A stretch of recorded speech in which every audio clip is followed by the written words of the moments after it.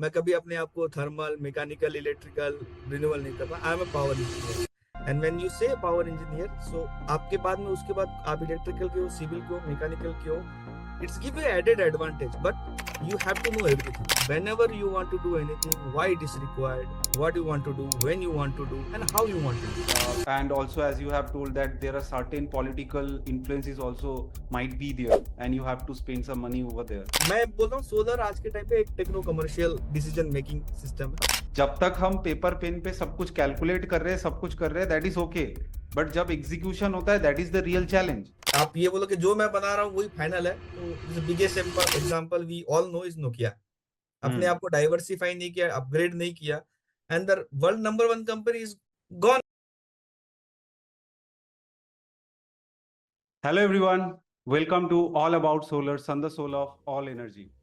So in this video, we are going to discuss lot more thing about the utility scales solar project. आज हम लोगों के साथ इस पॉडकास्ट में हमारे साथ जुड़ चुके हैं mister Vishal Soni sir, and he has a vast experience in this field for the over 15 years, and we are going to talk about lot more thing like the current scenario in the utility scale project, what are the key steps we need to follow during the utility scale renewable energy project installation, what is the meaning of power trading, and how the RPO obligation and REC certificate generally useful for renewable energy owners. Before wasting any time, let me introduce Mr. Vishal sir. Hello sir. First of all, we are welcoming you in All About Solar, that you have scheduled your timeline for us, and it is a pleasure for us. And we are going to discuss a lot more things because I think you have a vast experience in this field. तो हम लोग चाहेंगे आपसे हम knowledge ले सके और इसी नॉलेज को आगे जो हमारे कलीग्स हैं उनको शेयर कर पाए। थैंक यू मैम, एंड ये बहुत अच्छा इनिशिएटिव है आपका। सो we are in the industry for last 15 years, we are working on this industry, and what जो भी हमने सीखा है, अगर वो हम किसी एक प्लेटफॉर्म के माध्यम से किसी को बता पाए और अपने अपने यंग जनरेशंस को हम अगर कुछ भी सीख दे पाए, तो that's a good platform, and thanks for having me on this platform. We can discuss more on this, whatever in the solar utility segment you have already told, whatever is required to do to make a project more viable in the company's perspective, the ins and outs, that I hope we can discuss in entire session, and I will try to give my best of the knowledge, so it can be helpful for your audience as well as the young people who aspirants or they wanted to do a good job in the solar industry. So first of all, I just wanted to know that how your renewable energy journey started. Like as I have seen that you have been to GSW Energy for a long period, like I think 11 years you have been to that company, and also before that you have also been to a different industries in this particular field. So I'm just asking, आपका क्या journey रहा और ये journey कैसे शुरू हुआ, वो थोड़ा सा हम जानना चाहते हैं। देखिए, ये क्वाइट इंटरेस्टिंग था। जो मैं 2009-10 में मैंने एनपीटीआई से मेरी मास्टर पीजीडीसी की थी थर्मल इंजीनियरिंग में। Then I went to thermal power plant. I was there for 5 to 6 years, and that 5 to 6 years when I started my job, मेरा एक फंडा रहता है कि काम करने का, you should know what you do, you should love what you do, and you should understand the overall business. If you segment the entire business, it will be operation, maintenance, support staff, your power trading, your in thermal we should, you can say coal planning, coal purchase. But entire intricacies, that synergy, it is the one goal. It's a company's mission and company's profitability. So that's the understanding. I always give a 5 out of 5, because if the any people having that understanding with them, how my day-to-day activity will end of the year, it will hit my PNL, how it will grow my company. Because if you go for a sustainability perspective, if your company grow, you will as an individual also grow, you will get a more opportunity. So that's the only thought process when I started. I worked in operations in a shift jobs, then I worked in power trading, I worked in power efficiency management. So it was a complete package for 5 to 6 years in thermal. And then in the year 2015-16, JSW had decided to let's move to renewable energy, and I was the first person for that team. And for the day we started, I remember when we went to Mumbai from, I was in Ballari, Karnataka. Then we got a chance to move to our headquarters. We built a 5 young engineers team from the same company on thermal background. We started this journey, and the best part of learning of this journey is talking to different vendors, talking to different players in the market. So we used to have a 5 to 6 daily meetings with the different vendors, inverter, EPC vendors, and then we discuss. And then when the evening, we all 5 together sit and just jotted down कि what is happening, क्या चल रहा है, क्या उसने क्या बोला, इसका क्या मतलब है, and उसको समराइज करके फिर एक डिस्कशन होता था कि यस, ये यूटिलिटी स्केल ऐसे लगती है, ये रूफटॉप ऐसा लगता है, ये डिफरेंस इसमें ऐसा होता है. So it's been a struggle of 1 year, but we had a great chance. We used to visit everywhere where कहीं भी लगता था कि प्लांट लग रहा है तो we take a approval of HOD and go there and just stand there and visualize that क्या होता है, because whatever you learn in the theory, whatever you learn in the Google, whatever reading you have, it's always good for making your base correct. But when you go to site, आपको महसूस होगा ये scenario different है एकदम. So most of the risks and the limitation which comes when you execute the project, it is not written in the books. So वो आपको field में पता चलता. तो that's why I remember हमने इन हाउस 15 मेगावाट का एक plant design किया था for our company only, 1 for our 2 for our cement plant and 1 for our headquarter also. वो 25 किलोवाट का प्रोजेक्ट था.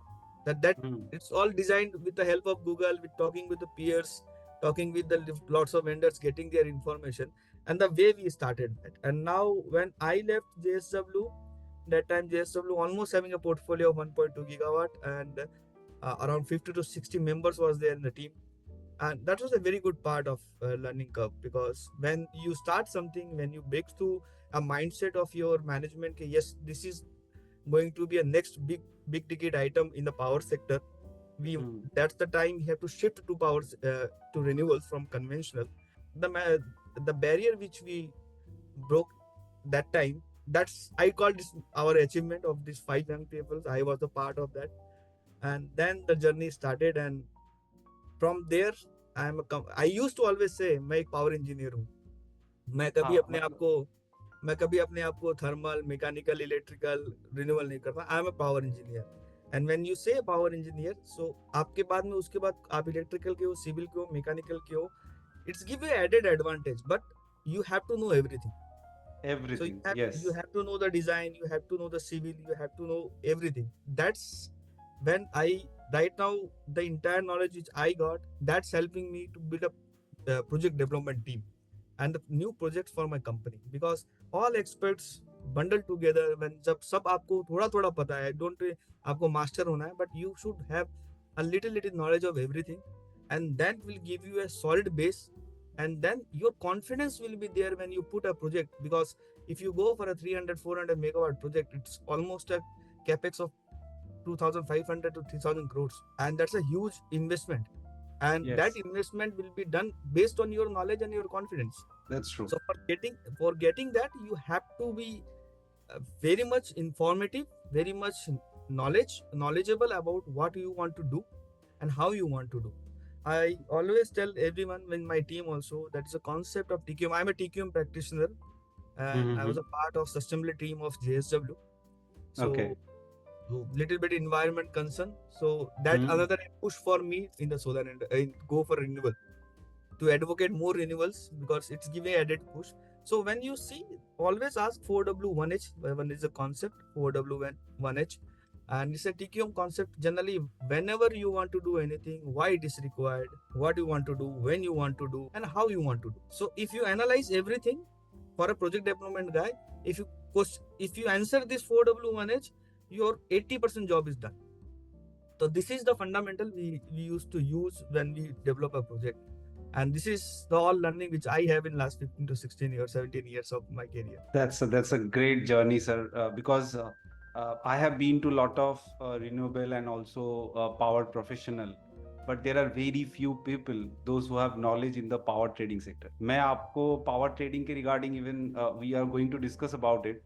बिकॉज आई थिंक आज के पावर इंजीनियर को इस पर्टिकुलर फील्ड के बारे में पता ही नहीं कि पावर ट्रेडिंग होता क्या है, इसका क्या पर्सपेक्टिव है, आरपीओ क्या होता है, आरईसी क्या होता है। तो उससे जाने से पहले मैं सिर्फ एक क्लैरिफिकेशन चाहूंगा सर। आपने जो अभी बोला 4W वाला जो कॉन्सेप्ट है, आप थोड़ा सा अगर उसको क्लासिफाई कर दोगे तो ज्यादा सही रहेगा देखिए सर। 4W1H जो कॉन्सेप्ट होता है ना, वो होता है हम्म कि हम लोग कोई भी चीज, we hmm again we can another one is why analysis. Okay अगर मेरे को मैनेजमेंट ने एक दिया कि you have to build a 5 gigawatt of project in next 5 years, so hmm start break down that कि ओके ये कब होना है, when, what, who, why. 4Y यहाँ पे आ गया, 4W यहाँ आ गया। 4W यहाँ पे आ गया। H, how you want to do it. एक एक वो भी होता है, एक डब्ल्यू, बहुत सारे कॉन्सेप्ट में एक डब्ल्यू वाई की जगह चेंज होता है कि वाई अगर ऑलवेज आपको पसंद है तो when, hmm where we want to do, तो where will pitch in. So for got it. Initial where और वाई में एक डिफरेंस होता है। तो 4W हम्म मैनेज है कि हमको ये क्यों करना है, इससे हम्म पीछे क्या रीजन है, कब तक हम्म करना है, कौन करना है, और कैसे करना है। तो अगर जब आप कैसे करना है को एलाबोरेट करोगे, then you already solve your problem, क्योंकि यू गॉट नो इट। कि मेरे को 5 साल के अंदर मेरी कंपनी को 5 गीगावाट का पोर्टफोलियो बना, तो that's right. Why it is required, it required to expand the business. तो आपको व्हाई का आंसर हो गया वहां पे। हम्म व्हेन करना है, 5 साल के अंदर आपका मिशन है, व्हेन तभी करना है। व्हेन में मतलब क्या होता है, आपकी कोई भी बिजनेस प्लान जो होती है आज के टाइम पे, it should B revolving business plan. क्योंकि आप रिन्यूएबल इंडस्ट्री देखिए, अगर हम 10 साल या 5 साल का होराइजन में फिक्स बिजनेस प्लान बनाते हैं, it is not going to possible.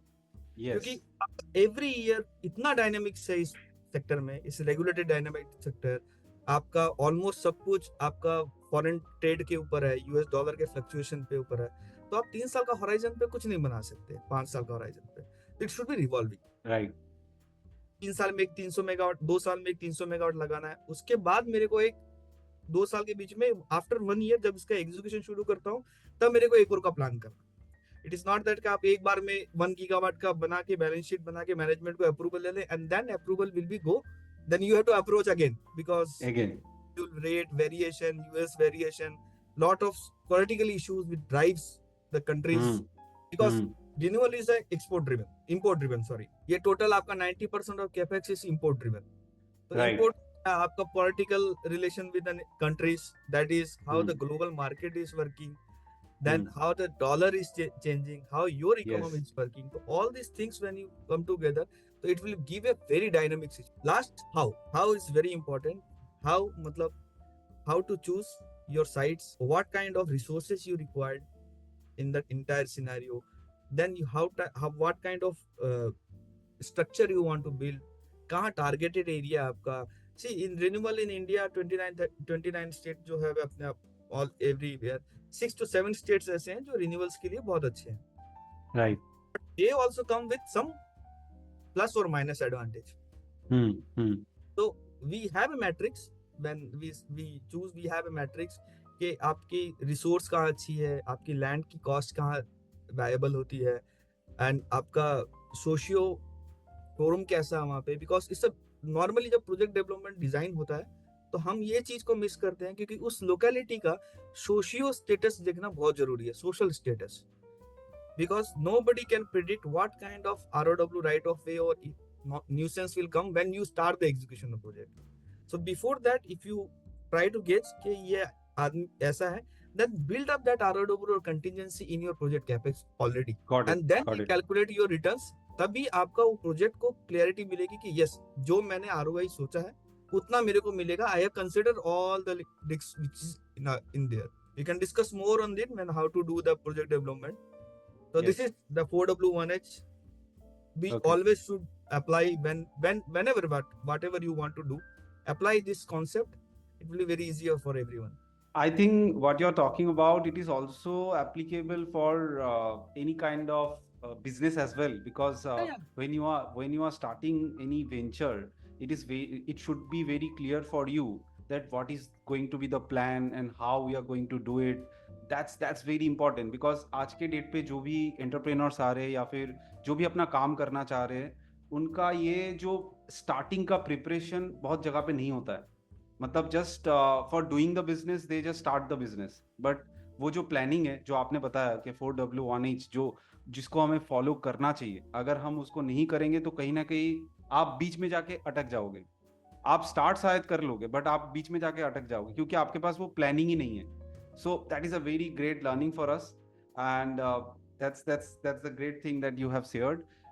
Now next thing I want to understand that because utility scale solar projects are mostly giant companies are doing it.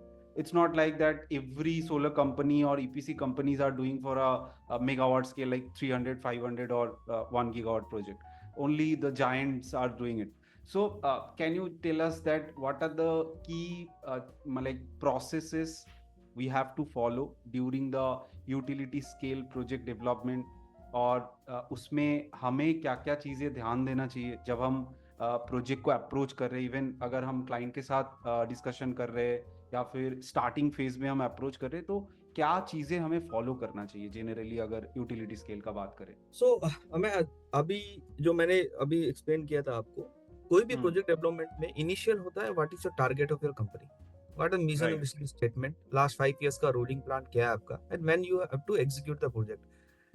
अगर मेरे को 2030 को 5 गीगावाट लगाना है for my company, मेरा एक टारगेट है, तो मैं 2030 से बैक कैलकुलेट करूंगा एकदम आज कहाँ मैं प्रेजेंट हूँ. ओके, एंड देन उस बैक कैलकुलेशन में नॉर्मली कोई भी 300 350 मेगावाट का जो पॉकेट साइज का होता है, construction is 12 to 15 months. Main आज के टाइम पे इंडिया में सबसे बड़ी प्रॉब्लम है that is the land, because 1200 to 1500 acres of land, contiguous land for solar, and getting that where the resources are very good, it's a challenge. It's a literally challenge. And the way market revolved in the last 2 or 3 years, and all of a sudden now the CTUs, they are gearing up, they are announcing lots of, but on field that's again a issue because आपकी evacuation corridor उतनी ready नहीं है आज के time पे, और whatever is ready it's already booked. So recently CTU, what they have done, they have changed the procedure of getting the connectivity. If you can go for a 10 lakhs rupees per megawatt BG and book the connectivity. Previously आपको land लेके करना पड़ता था.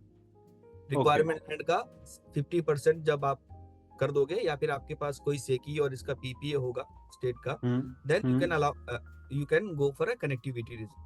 Now they have added one more thing, and all of a sudden what happened कि ये जब open कर दिया तो you don't have to participate in SECI bids. आपको लैंड की जरूरत नहीं है, you just put a BG. Suppose मेरे को 300 मेगावाट का काम करना, 30 करोड़ का मैं बीजी डाल देता हूँ, and I book my connectivity. Once my connectivity is booked, after that when the coordinates of the particular city और substation came to us, then start doing the land acquisition. Okay मतलब लैंड एक्विजिशन जो पहले हो रहा था वो अभी secondary stage पे हो रहा है. पहले स्टेज पे वो सबस्टेशन बुकिंग हो रहा है बेसिकली. यस, तो अभी ये सिनेरियो चेंज हुआ है, तो दिस अगेन ये ओपन कर दिया. ठीक है, now competition also open. If you see last 4 और 5 6 मंथ्स और 7 मंथ्स में almost as per my knowledge 6 to 7 gigawatt CTO connectivity booked हो चुकी है by this only BG route. So इससे क्या होता है, जब आप लैंड एक्विजिशन करते जाते हो तो now everyone wants a land near to their evacuation point, because transmission line का कॉस्ट बचाना है, लॉस भी बचाना है, पावर लॉस भी बचाना है. तो आज से 5-6 साल पहले जो सिनेरियो था कि फार्मर्स इतने एजुकेटेड नहीं थे रिगार्डिंग दिस रिन्यूएबल सेक्टर, उनको पता नहीं था इसमें होता क्या है. बट अभी everyone is educated, lots of land aggregator they are already in visibility. तो क्या होता है, ये आपकी एक अनसर्टेनिटी क्रिएट कर रही है to acquire the land, because for a same land parcel you will get a phone of 6 to 7% different person, and you don't know to whom to believe. So land is a very big challenge right now for any project development. Whenever you want to do anything, why it is required, what you want to do, when you want to do, and how you want to do. And उसको 6 से 9 महीने लग जाते हैं acquire करने में. So that when you have a 30-40% of visibility of land, start your execution. Okay. So it will compress your time, because आपकी project की टाइमलाइन जितनी कम होगी, आपकी इंटरेस्ट ड्यूरिंग कॉस्ट जो एक कंपोनेंट होता है आपके प्रोजेक्ट कॉस्ट का, वो कम होगा. राइट, मतलब आपका पैसा प्रोजेक्ट में जाके कितना दिन तक फंसा हुआ है, वो तो कहीं ना कहीं आपका इंटरेस्ट, उससे आप इंटरेस्ट कमा सकते थे. करेक्ट, तो वो मेरी अपॉर्चुनिटी लॉस है. राइट. तो that risk is getting little bit absorbed when you plan it. So what we do in project development, I will go for a step. Find out the feasibility of land. Site feasibility निकाली, उससे आपको 2 से 3 महीने का time लगता है, because आपको resource analysis करना पड़ता है, you have to check the vendor, site की अवेलेबिलिटी क्या है, शेप क्या है, what you have to do a technical due diligence, कैसी सॉइल है वहाँ पे, कितना अंडुलेशन है, based on every feedback you have to come and estimate a capex. Rough estimate करना पड़ता है कैपेक्स का कि प्लस और minus 10%, when you sit in a table negotiation करोगे तो वो ऊपर नीचे होता है based on the market dynamics. Okay, but as a preliminary आपकी बीओक्यू बन जाती है, आपका बीओक्यू के पास आप टेंटेटिव कॉस्ट डाल दीजिए, you have to manage a very good vendor base. Okay, so when you want budgetary quote उनसे ले लीजिए, मार्केट में क्या ट्रेंड चल रहा है, या फिर you get a call from your peers कि आपने अभी रिसेंट क्लोज किया, आजू बाजू का cost information is there in the market. Okay, only you have to channelise how to take out that estimation, आपका बन गया। Okay, then you go for your financials में आप पता करिए कि आपका क्या क्या है, आपका डेट इक्विटी रेशियो क्या रखना है, इंटरेस्ट क्या लेवल पे लेके आ रहे हो, फॉरेन फंडिंग है या आपका इंडियन फंडिंग है, तो this all scenario will come and then you put a business case through a financial model के you will give that sir give me, you will tell you management एक 2-3 slide का PPT बनाइए and give it के you give me this money, I will give you this return by this year. Because अगर अंदर management understanding है कि with I always कि हम सेल्समैन हैं। Okay, to our management very frank, हमको अपनी आइडिया, हमको अपना प्रोजेक्ट सेल करना है, get it approved from the management. So think of that perspective, prepare your presentation and based on that ready for the questions, and always when you put a project development presentation always put a slide for risks. What is the risks in this particular site, what is the causes impact can be happen, and what mitigation you have planned, because it will give you a confidence to your management that yes, the team is analyzed everything in that particular zone, and they also analyze what kind of risks can come when you do a project, and that already captured in your business plan. Got it. Then you That go means approvals and everyone go parallelly, start with the land concept, 2-3 महीना का आप रखिए, then land acquisition पे बात करिए, 3-4 महीना land करके, then by this 3-4 months go for a market commercial negotiation, EPC and ordering, ये सब करिए, and overall time short मेरे हिसाब से 18 months का for 300 to 400 का 15 to 18 months is a fair good time to execute a project and go for it. That means you are saying कि starting जब हम कोई भी utility scale project का कर रहे हैं तो उस phase में हमें सबसे ज़्यादा focus land acquisition में करना चाहिए, because it is a most challenging part. And later on stage you have to do that all the feasibility thing, so that आपका जो भी challenges आ सकता है वो सारा आपने consider कर लिया है, और उस हिसाब से आपका capital investment भी आप plan कर लीजिए कि आपको Correct. कितना खर्चा आने वाला है, क्योंकि Correct. अगर आपके पास रिस्क मिटिगेशन नहीं होगा, जो आपने बताया, that is the most important thing आज के डेट पे आई थिंक, तो वो आपके लिए बाद में जाके वो एक्स्ट्रा कैपेक्स आ सकता है, तो वो रिस्क मिटिगेशन करना जरूरी है। एक्स्ट्रा यहाँ कैपेक्स पे भी है, हमें just to add in this, extra capex भी है ऑलरेडी। अगर आपने रिस्क को एनालाइज नहीं किया, मैं बोलता हूँ सोशियो पॉलिटिकल सिनेरियो आपको एनालिसिस नहीं किया और आपने उसका क्वेश्चन और उसका वे फॉरवर्ड अपने दिमाग में नहीं रखा, देन आपका प्रोजेक्ट बंद भी हो सकता है। Lots of project in India got stopped due to this. But आप कब करोगे? अगर 6 महीना 8 महीना हो गया, आपने एक अच्छा खासा कैपेक्स लैंड पे डाल दिया, ओके, एंड बाद में आप प्रोजेक्ट एग्जीक्यूट नहीं करोगे, it's not about additional cost to capex, that will become your sunk cost. आपको वो कॉस्ट डूब जाएगा। मतलब आपको एक प्रोजेक्ट, आप जब पोर्टफोलियो प्रोजेक्ट देखेंगे 5 साल का हॉराइजन में, देन ये पूरा पोर्टफोलियो पे इंपैक्ट डालेगा। तो that's risk mitigation and analysis of risk very much. Project development team और प्रोजेक्ट डेवलपमेंट गाय जो होते हैं वो इस पे बहुत फोकस करना चाहिए उनको, कि आपको एहसास होना चाहिए कि क्या फ्यूचर में रिस्क आने से। अगर if you elaborate, give me 2 minutes, I will give you a good example. 2 types of risks are there. One is within boundary, without boundary. Identify both. Okay. Within boundary is always under you. आप उसकी weightage कम भी कर सकते हो अपने, because that given you in your exam. आपकी engineering team कितनी अच्छी है, आपकी कमर्शियल टीम कितनी अच्छी है, आपकी नेगोशिएशन की स्किल कितनी अच्छी है, हाउ आपने अगर बाहर से डॉलर रेट पे लेके आ रहे हो तो उसकी हेजिंग की या नहीं की है, तो this all expect it's under you. You come out outside, political issues हो गया, वहाँ की लोकल प्रॉब्लम हो गई, कुछ भी आपने ऐसा होता है कि आजू बाजू में बहुत सी बड़ी रिवर है जिसमें हाइड्रोलॉजी नहीं किया आपने, और आपने एहसास नहीं किया कि वहाँ पानी नहीं आता, आपने जस्ट बट आपने स्टडी नहीं कराई, एंड जब देखा कि 6 महीने बाद वहां पे इतनी तेज रेन आई कि आपकी पूरी साइट लेके चलेगी, साइड तो लेके चले। This is beyond the boundary. Hmm risk को ये 2 सेगमेंट में आप करिए and then analysis this, go for a why analysis, ask your question, अगर ये होगा तो ये क्यों होगा, ये होने के बाद अगर ये करना है तो मेरे को क्या करना पड़ेगा। आप जब उसके पेपर और पेन में उतारेंगे, देन जब आप अपना एक्सपीरियंस लगाएंगे and then you discuss with your जो एग्जीक्यूट कर चुका है प्रोजेक्ट वहां पे। Suppose in Rajasthan, I tell you example, Rajasthan में भादला एरिया में बड़े बड़े प्रोजेक्ट लगे हुए हैं, तो आपको अगर वहां कांटेक्ट करना है तो किसी भी एक पीयर से बताइए कि बॉस एग्जीक्यूशन टाइम में आपको यहाँ पे क्या क्या चैलेंज आ रहा है, right, get market information and put it in your studies. Got Then these two kind of risks na, it will eliminate your मतलब chances of getting the project stuck, and it will as well as it will give a confidence, and you can build the cost, ये चलो ये हो जाएगा, but वहां पे 5 political party ऐसी है जिसको सबको मेरे को कुछ ना कुछ करना पड़ेगा, उनको काम देना पड़ेगा मेरे इस पे रिकमेंडेड। तो ऑल दिस थिंग्स ना, वो सब चीज को आप जब पेपर और पेन में ब्लैक एंड व्हाइट में डालेंगे और जब उसको प्रेजेंट करेंगे ना, your case will be very solid. Got it.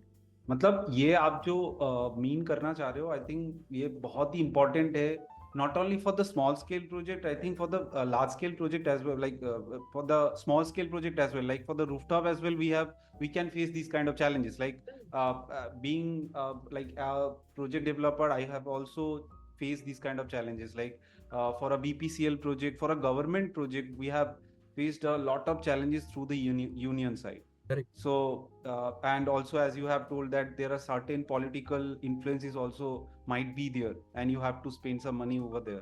So these kind of analysis should be there, and that's a great thing. Another thing, I have a personal curiosity that when we are talking about soil strength for a ground mount project, what does it mean, like why we have to do it for a ground mount project mostly? If you analyze your cost na, so your piling and your module mounting structure, right, these two are having a good proposition of your entire cost. So 65 to 70% taken by module, then is inverter, and third big item is, मतलब आप ये बताइए कि 20 से 25 ton on an average पर megawatt peak आपको structure लगेगा, right, ठीक है। और उतनी पाइलिंग आपको आज 300-350 मेगावाट का प्रोजेक्ट करना है, तो आपको इन लैक्स होगा वो पाइलिंग, करेक्ट, मतलब लैक्स में होगा, हाँ, जो लैक्स में होगा। तो अब जब आप वो डिजाइन करने जाओगे, तो soil strength will the main factor to give you justification 18 ton लेना है या 20 टन लेना है। One your soil strength, second your wind speed, ठीक है। अब आपकी सॉलिड है, ठीक है, आपकी अच्छी मुरम है, रेड सॉइल है, तो उसकी पकड़ अच्छी है, तो वहां पे अगर आप विंड आपका 180 या 100-150 पे आप डिजाइन करते हो, तो मे बी आपका टनेज कम आएगा, आपकी पाइल डेप्थ उतनी नहीं लेनी पड़ेगी। बट अगर आपका सेम 150 या 180 का विंड स्पीड का एरिया है और वहाँ ब्लैक कॉटन सॉइल है, विंड इज सेम, विंड आपको अपरूट ही करेगा ना, सॉइल पकड़ के, हाँ, सॉइल पकड़ के रखता है, राइट, वो अपलिफ्ट करेगा। तो ये जो दोनों का कॉम्बिनेशन है, it will derive the cost of your MMS. And chemical testing भी होती है, आपकी अर्थिंग वायर जाती है, अर्थिंग स्ट्रिप जाती है, तो how your design of earthing, तो इंटायर आपका ग्राउंड पे जो भी डिस्क होगा, जो डिजाइन होगी, जो वो आपके इक्विपमेंट्स लगेंगे, it's everything is done on soil, because आपका स्ट्रेंथ चेक करते हो, आप उसका थ्रस्ट चेक करते हो, बेयरिंग कैपेसिटी चेक करते हो, प्लस योर केमिकल एनालिसिस करते हो, सलाइन है, क्या कंटेंट है, तो your earthing design and everything will be done, and it directly depend impact your cost. So soil testing is very much important when you first do a visibility of any kind of site. Got it. That means it might be the first step during the feasibility assessment you are talking about, and also जो आपने बताया कि in soil strength and आपका wind speed का एक combined relation है. Correct. अगर आपका wind speed ज्यादा है, soil मतलब red soil है, soil ज्यादा पकड़ के रख सकता है, तो वहां पे शायद हमें structure material कम लग सकता है. Correct. और वाइस वर्सा में स्ट्रक्चर ज्यादा लगेगा, जो आप बोल रहे हो कि प्रोजेक्ट कॉस्ट में आपका एक्स्ट्रा ऐड हो जाएगा। आप दोनों के बीच में टिल्ट को बराबर रखिए, बिकॉज़ टिल्ट आल्सो, टिल्ट जो है वो आपका एक और पैरामीटर है, तो टिल्ट आप बराबर रखिए, and then you vary this too. कोई भी जब इसको एनालिसिस करेगा, पुट इन सिंपल एक्सेल, आप एनालिसिस करिए कोई भी सिविल का लड़के के साथ बैठ के, you will see the variation. 1 ton पर मेगावाट पीक का अगर आप सेविंग कर रहे हो, तो ये सेविंग ऑलमोस्ट 1 लाख रुपीज पर megawatt 1 peak. Lakh, yes, it's a big thing actually, ये छोटा सा चीज है नहीं। और आप 420 मेगावाट पीक का अगर लगा रहे हो तो आपने हाँ, 4.2 करोड़ रुपए सेव कर दिया कंपनी सेव का। कर लिया। That's a big thing. So मतलब detail engineering can also reduce your project cost. 100%, 100%। That's a big thing. आज के डेट पे बहुत सारे कंपनीज ना ये इंजीनियरिंग पार्ट को बहुत लाइटली लेते हैं। नहीं नहीं तो आई। ये एड्रेस होना जरूरी है कि जब हम प्रोजेक्ट करते हैं तो प्रोजेक्ट का हार्ट होता है इंजीनियरिंग। अगर आप इंजीनियरिंग सही नहीं करोगे तो प्रोजेक्ट स्टैंड ही नहीं करेगा। अगर आप सेक्टर को देखते हो ना, 2010-11 से इवॉल्व हो रहा है सेक्टर, ठीक है। तो आप हाँ। 2010-11 की कोई भी एक साइट को विजिट करिए, वहां पे हम्म। फर्स्ट सोलर के थिन फिल्म पैनल लगे हुए हैं, राइट। जिसकी हार्डली कोई वेट है, हार्डली कोई हाँ। इम्पैक्ट है। बट उसका कॉलम देखोगे ना आप, तो आपको ऐसा लगेगा कि हम्म। बिल्डिंग का गार्डर लगा हुआ है। हम्म। एंड उसका 50 टन पर मेगावाट पीक का उस टाइम का डिजाइन था। उसी राइट। सेम विसिनिटी में आज प्रोजेक्ट लगा रहे हो, वो 18 टन पे लग रहा है। ये मतलब जो 50% इवॉल्वेशन, से भी हाँ, हाँ।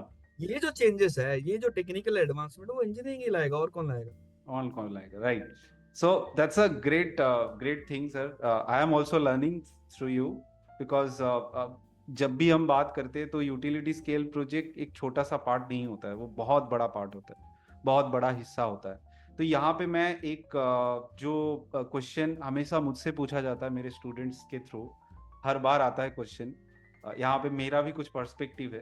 तो वो है कि solar utility scale solar project जहाँ पे हम 500 मेगावाट या अबव देन 300 मेगावाट का बात कर रहे हैं, तो वहां पे कौन सा इन्वर्टर रिकमेंडेड है या फिर फिनेंशियली फिजिबल है, सेंट्रल इन्वर्टर या स्ट्रिंग इन्वर्टर?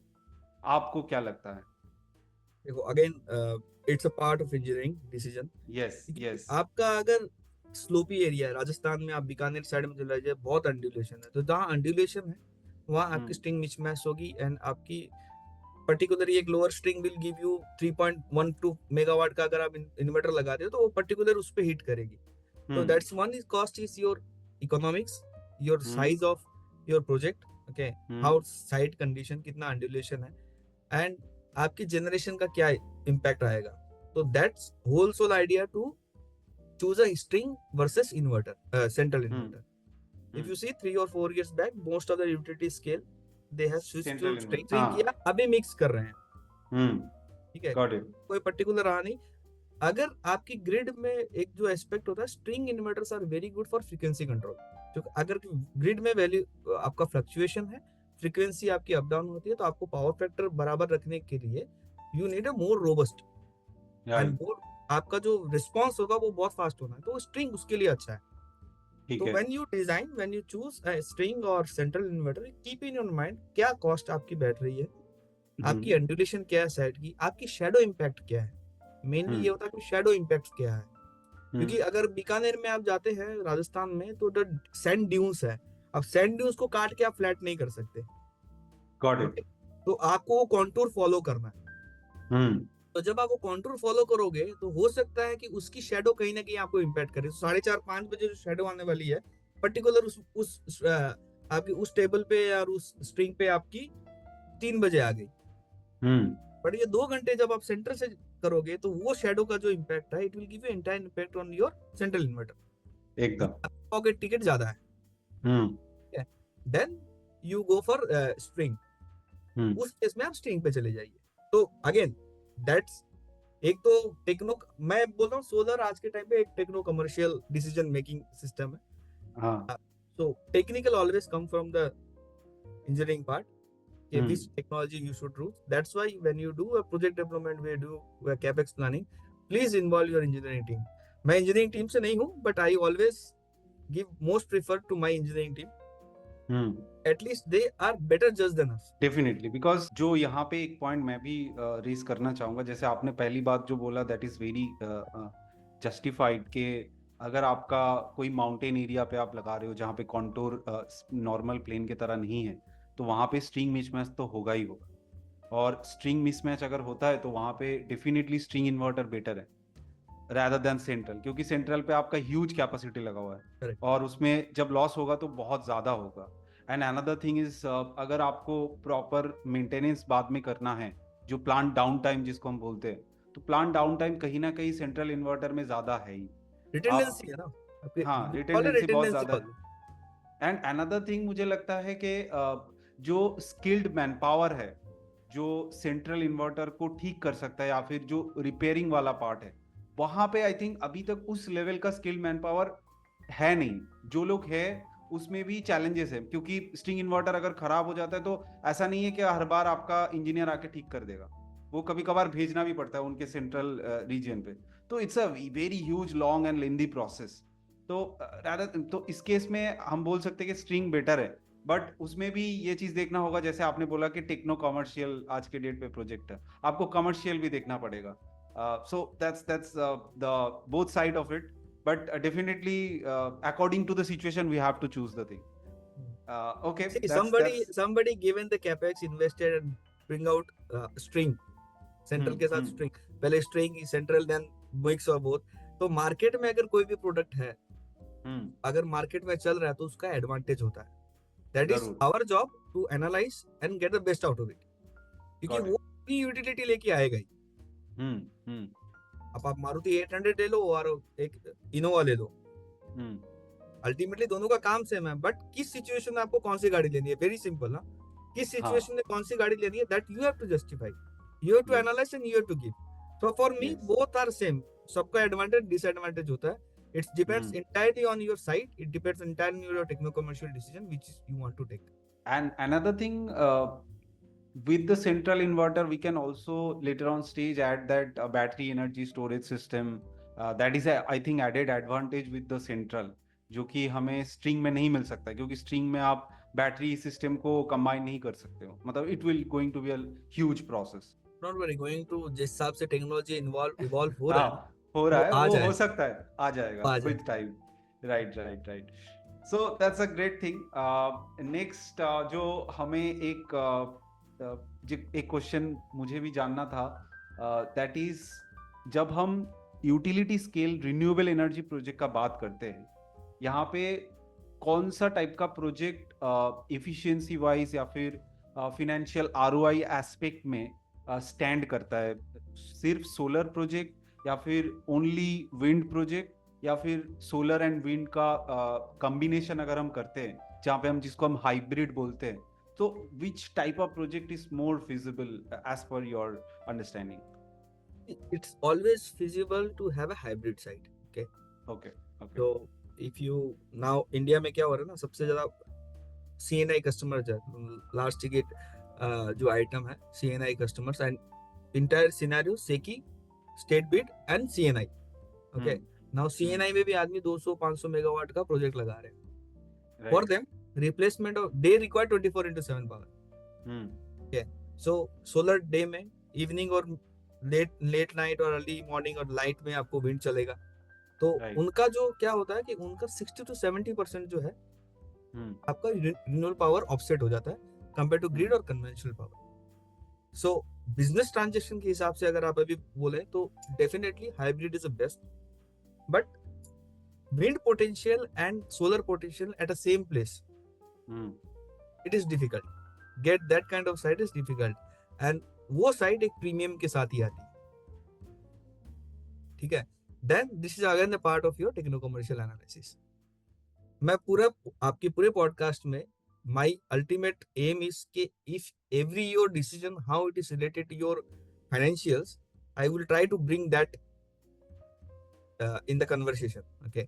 सो डेफिनेटली आपका आज के टाइम पे 35 से 40% आपका हाइब्रिड का सी ऑफ होता है, okay, with a little bit more premium. Then solar is 25 to 28, yeah. wind is 30 to 35, okay, that's the range. So if I am a CNI customer, okay, अगर मैं हाइब्रिड लगाता हूँ तो मेरी बैटरी स्टोरेज की requirement कम हो जाती है। The storage is additional cost for me, because मैं तभी लगाता हूँ कि अगर मेरे को 1 गीगावाट का रिक्वायरमेंट है for steel plant, take example of steel plant, अगर उसको 1 गीगावाट का रिक्वायरमेंट है तो मैं 1 गीगावाट सोलर लगाने से उसका रिक्वायरमेंट पूरा नहीं होगा, बिकॉज 1 गीगावाट तो मैं उसको खाली 1 या 2 घंटे के लिए दूंगा पूरे दिन। तो बेल कर्व फॉलो करना है तो मेरे को बेल कर्व वैसे उठा के सीधा लेके नीचे लाना, तो मेरी बेल कर्व जो है जब तक वो इन्वर्टेड बाथ टब होता ना, बाथ टब की तरह नहीं हो जाती इन्वर्टेड, तो वो सिनेरियो अपने को लेके आना है। तो उसके लिए क्या होता है, विंड अगर हम एक लगा देते हैं वहां पे विंड के साथ हाइब्रिड सिस्टम, तो माई रिप्लेसमेंट इज 60 to 70%। आप अभी बैंकिंग हटा दीजिए, बैंकिंग सिस्टम को हटा दीजिए, जस्ट खाली स्टैंड अलोन बात कर रहे हैं। हाँ प्लस इसमें बेनिफिट एक होता है, आपकी इवैक्यूएशन जो सिस्टम होती है that can be more utilised.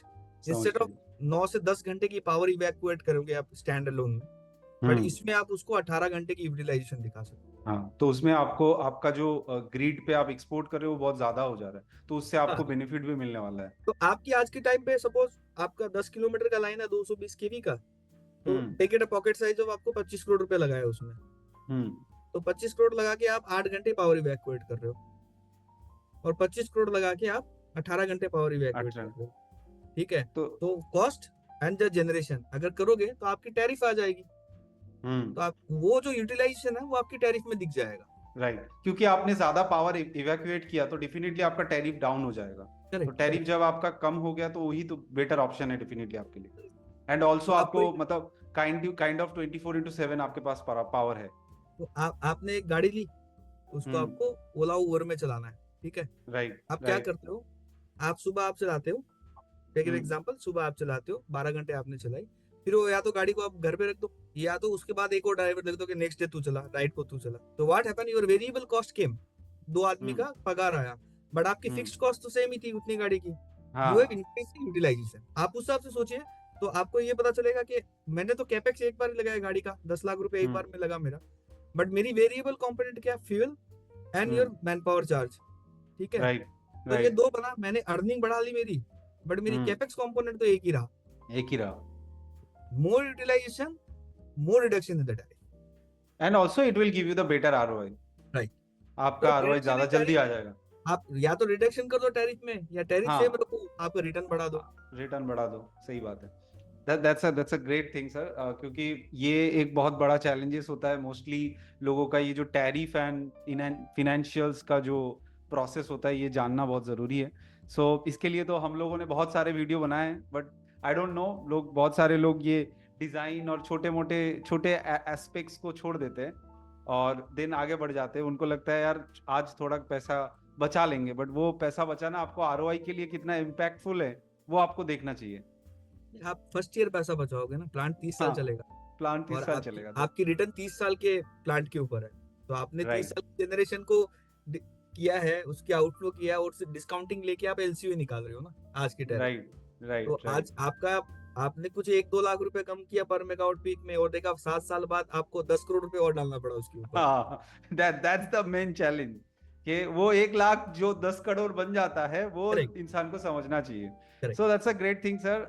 Next मुझे एक जो पॉइंट जानना था, दैट इज मोस्टली जैसे कि हम यूटिलिटी स्केल प्रोजेक्ट के लिए बात कर रहे हैं, तो mostly what are the challenges generally we can face, like as you have a vast experience, तो क्या कैसे टाइप का चैलेंजेस आ सकता है जहाँ पे जो यूटिलिटी स्केल पे काम करना चाह रहे वो पहले से अपने आप को मतलब बैक ऑफ पे रखे, अपने आप को तैयार रखे कि आपके पास ये इस तरीके का चैलेंजेस आ सकता है। तो जो मैंने आपको एक्सप्लेन किया था, the risk, hmm you have hmm to analyse the risk, okay, and hmm based on the your risk analysis, आपकी वेरिएबिलिटी जो होती है, resource variability, I have hmm tried, आप 4 या 5 प्लेटफॉर्म है, I don't say the names of the platform, ठीक है, हम्म। जो सॉफ्टवेयर्स है, बट उनका हम्म, वेरिएशंस लेवल बहुत ज्यादा है। Okay. Go for a best one, resource hmm analysis, because that's the base thing which give you a freedom to select the site.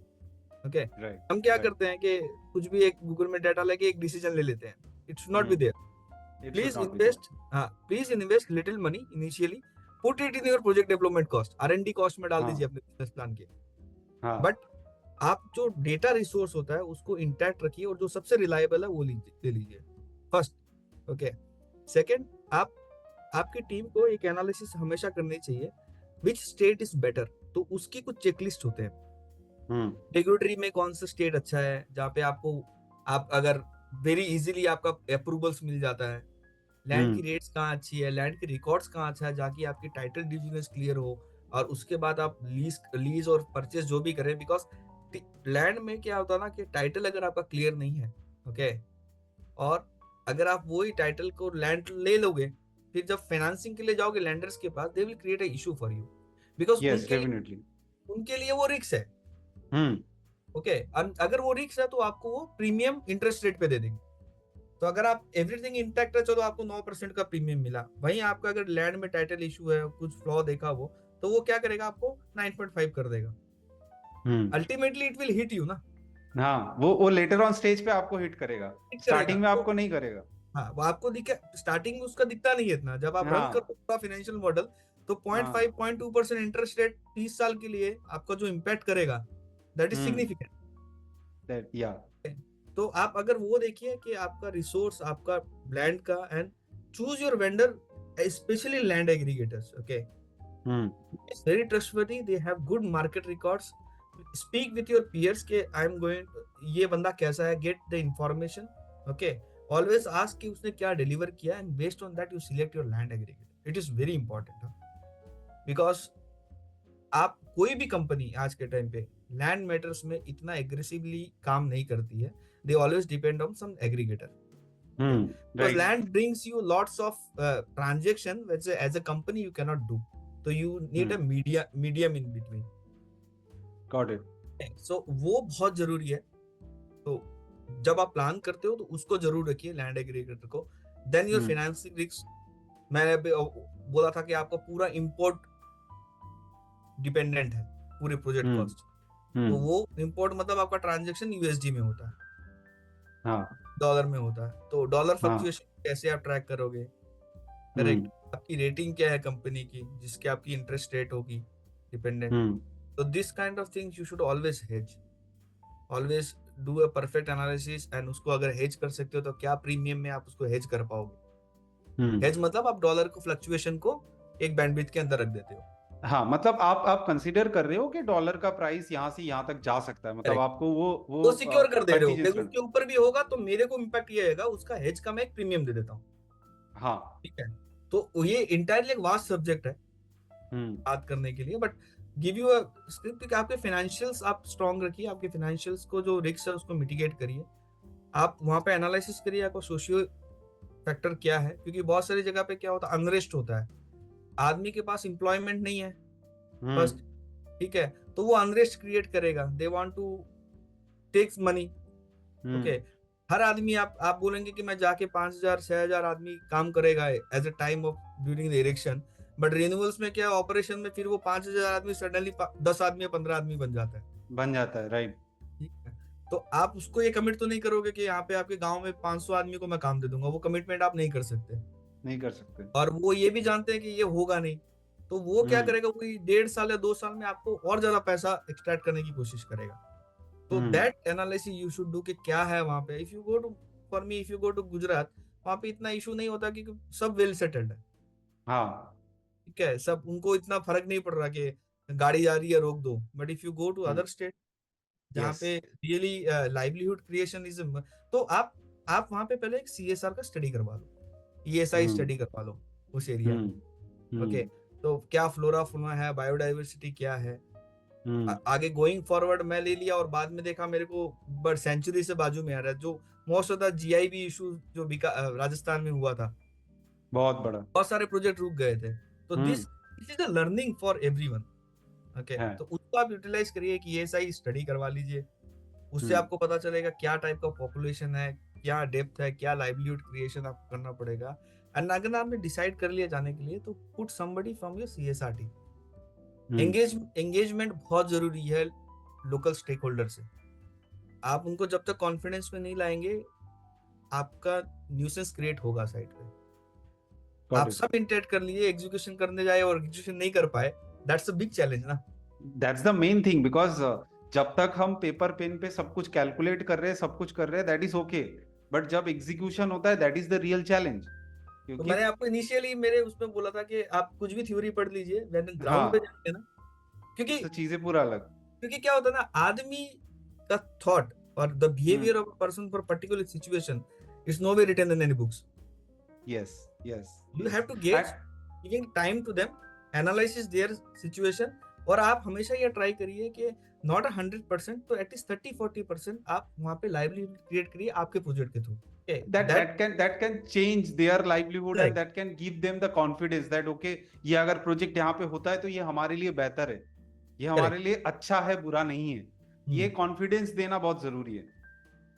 And as I think आपने यहाँ पे और भी बहुत सारे इंपॉर्टेंट पॉइंट बोले जो मुझे पर्सनली मुझे लगता है वो सबको एड्रेस होना चाहिए. दैट इज, सर ने जैसे बोला कि एक तो आपका लैंड जहाँ पे है वहाँ पे कोई रिवर या फिर फ्लड का कोई चांसेस होता है क्या नहीं, वो देखना बहुत जरूरी है. क्योंकि बहुत सारे प्रोजेक्ट इंडिया में ऐसे हुए हैं जहाँ पे फ्लड का इम्पैक्ट आया है. एंड जैसे सोशल इम्पैक्ट, मतलब वहाँ पे पॉलिटिकल सिनेरियो कैसा है. जैसे हम लोगों ने बीच में एक प्रोजेक्ट पे हमारे पास आया था रिक्वायरमेंट, वहाँ पे हम रिक्वायरमेंट था राजस्थान में था, जैसलमेर के एरिया में, जो कि पाकिस्तान बॉर्डर में. Now the problem is it is totally near by the desert area and उस जगह पे कोई भी बंदा काम करने के लिए जाना नहीं चाहता है. हमने even we have sent the man power from like from Kolkata only, but वो लोग मतलब कुछ दिन रहे, उसके बाद सारे लोग रिटर्न आ गए क्योंकि वहां पे रहना ही क्रिटिकल चैलेंज है. तो ये जो एनालिसिस है मैन पावर मैनेजमेंट का या फिर जो रिसोर्सेस का जैसे आपने बोला, तो वो जरूरी है. और एक रिसोर्स के बारे में सर ने बताया, that is on the generation aspect. या फिर हम वेदर रिसोर्स ओरिएंटेड अगर बात करें तो उसमें तो हम रिकमेंड करते हैं कि आप पीवीसिस्ट यूज करो.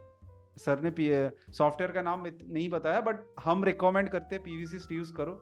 और पीवीसिस्ट में भी हायर फीचर आता है ऐसे बड़े प्रोजेक्ट के लिए. वहां पे आपको डेटा खरीद के डेटा डालना होता है.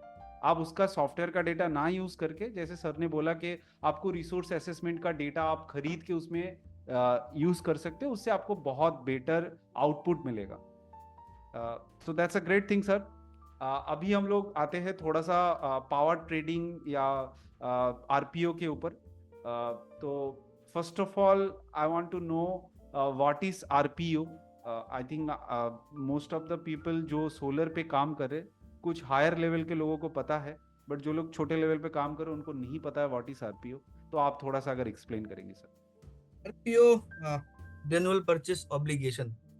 सो ये कॉन्सेप्ट आया तब जब किसी इंडस्ट्री को अगर बूस्ट करना होता है ना, तो government will come this kind of steps ताकि मोस्ट ऑफ पीपल उसको मैंडेटरी कर दो लेने की. या तो इंसेंटिव दो या तो उसको मैंडेटरी कर दो. तो जो डेवलपर है उसको इंसेंटिव्स दिया गवर्नमेंट ने, और जो कंज्यूमर है उसको मैंडेटरी कर दिया. तो ये दो जो लिंक बैठा है गवर्नमेंट ने, तो boost up the renewable energy, ये बेस है इसका. ओके. आरपीओ ऑब्लिगेशन जो इसके लिए होता है कि जो डिस्कॉम्स है mainly they are entitled RPO obligation, जिसका कैप्टिव प्लांट है और जो ओपन एक्सेस कंज्यूमर्स हो, तो उनके आरपीओ लागू होते हैं. अब एक स्मॉल स्केल इंडस्ट्री ले लो जहाँ पे 10 by 15 मेगावाट का कंजम्पशन है, तो उसका सोलर और नॉन सोलर आरपीओ आप पकड़ लो 10% है. ठीक है. तो एनर्जी कंज्यूम 10 मेगावाट की आपकी जो भी है, तो आपको 1 मेगावाट तक का आपको आरपीओ लेना है.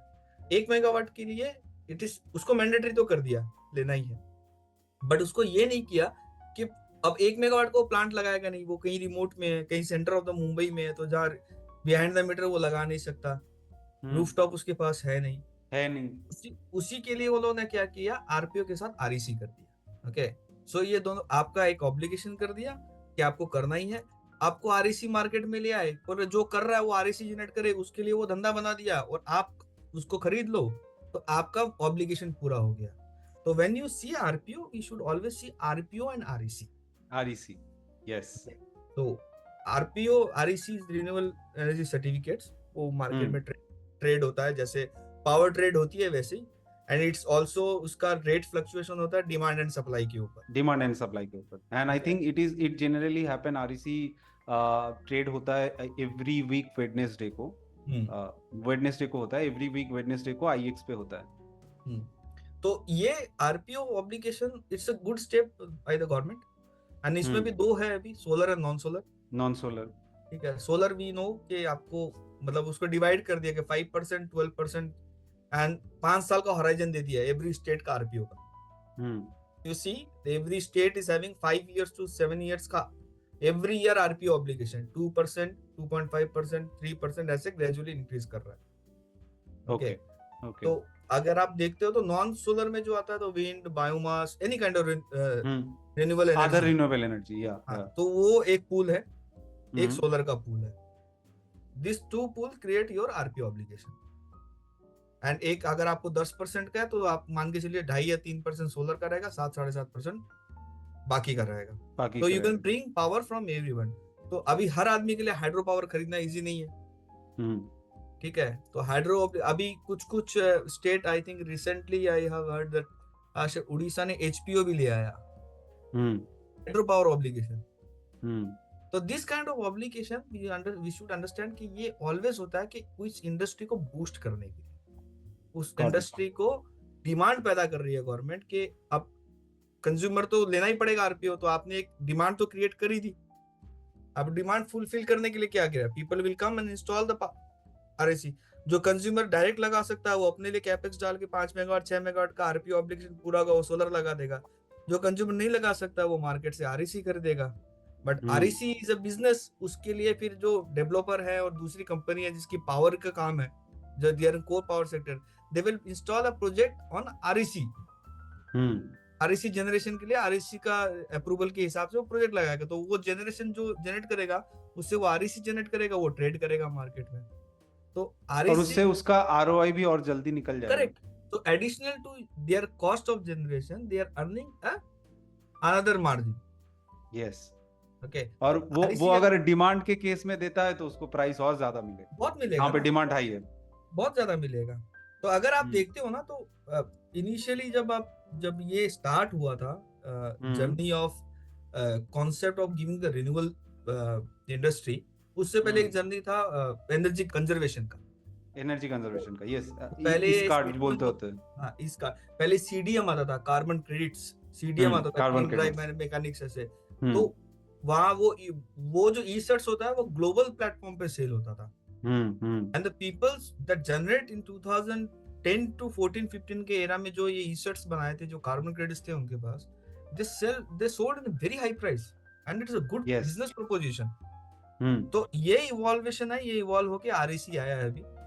कॉन्सेप्ट इज सेम कि आपको कन्वेंशनल पावर को कम करना, यूटिलाइजेशन को या तो आप कम करो, दूसरा अल्टरनेट करो, या तो जो पावर आप कंज्यूम कर रहे हो कन्वेंशनल थर्मल, उसको आप कंजर्वेट करो, उसको आप उसको एफिशिएंसी बढ़ाओ प्लांट की, नेचुरल रिसोर्सेज को कम वेस्ट करो. This is all one kind of renewal approach. Okay, अगर मेरे को एक यूनिट जनरेट करने के लिए एक्स अमाउंट ऑफ कोल चाहिए और मैं अपनी प्लांट की एफिशिएंसी अच्छे से मेंटेनेंस करके अच्छे से चलाऊं, O&M अच्छा करके एफिशिएंसी चलाऊं, तो x-1 में अगर मैं चलाता हूं तो -1 I saved the natural resource. Yes.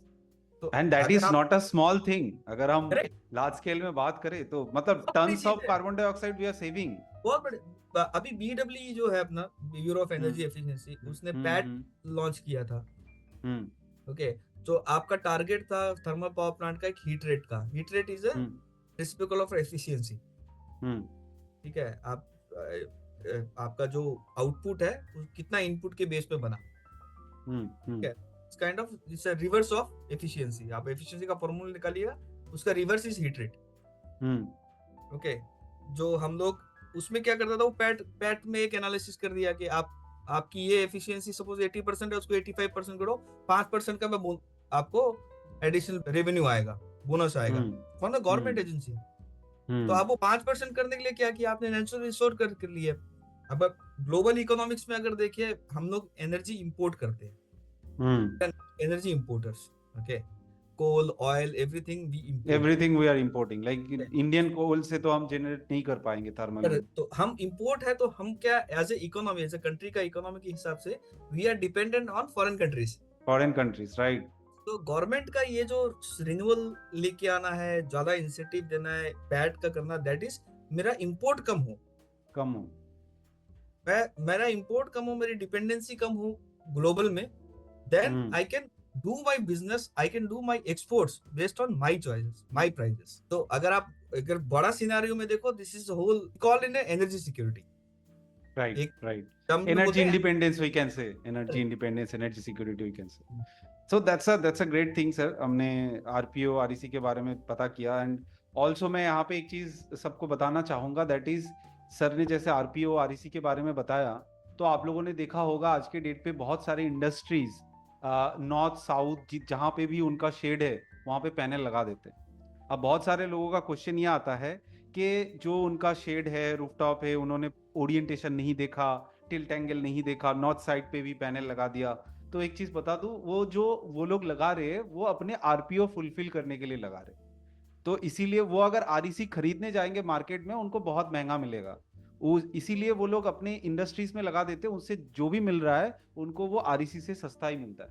तो इसीलिए वो लोग आज के डेट पे वो लगाते हैं। तो ये ये जो यहाँ पे टेक्निकलिटीज नहीं देखा जाता, यहाँ पे फिनेंशियल चीजें देखा जाता है। अगर आप देखोगे तो जो मैंने आपको बताया ना एनर्जी सिक्योरिटी, वो हाँ पोर्शन है, अब आप उस रूफटॉप इंडस्ट्री के ऊपर लगा दो। हाँ, राइट राइट। ठीक है कि कि वो वो अपना अपना पावर अपने में ही हाँ, कर रहा है। जो बने जो भी लगे मैं अपना ही कर रहा हूँ। मैं हाँ। एलिमेंट पे डिपेंडेंसी नहीं रहूंगा, बिकॉज मेरा कंट्रोल नहीं है आरईसी के रेट पे, बट हम्म। मेरा कंट्रोल यहाँ पे है। चलिए मैं साउथ ओरिएंटेशन जो है उसको नहीं किया, नॉर्थ कर दिया, तो 20% सीयू की जगह मुझे 16% मिला। तो हाँ कॉस्ट ऑफ जनरेशन है मेरी 3 रुपए की जगह 4 रुपए होगी, तो मेरे को हीट 1 रुपया का लगा। हाँ। बट अगस्त के टाइम पे अगर वो 1 रुपया मैं वो हीट नहीं लेता हूँ, तो मेरे को 6 रुपए की आरएसी खरीदनी पड़ेगी आरईसी मार्केट। खरीदना पड़ेगा। That's the biggest thing. तो ये अंडरस्टैंडिंग सबको होना चाहिए, क्योंकि कुछ जगह पे rather than going for the technical, कुछ फिनेंशियल टर्म्स के ऊपर भी डिसीजन लिया जाता है, और ऐसे केसेस में जनरली वही होता है। एंड आरईसी के बारे में मैं और एक चीज बता दूं, एक आरईसी का वैल्यू होता है 1000, मतलब 1 मेगावाट आवर, 1000 किलोवाट आवर भी बोल सकते हो। एक आरईसी का वैल्यू होता है 1 megawatt hour. And actually sir ये तो मतलब मुझे भी थोड़ा बहुत आरईसी आरपीओ, क्योंकि मैंने पूरा पावर ट्रेडिंग पे मेरा 1-1.5 साल बिताया है। मैं मणिकरण पावर लिमिटेड में था।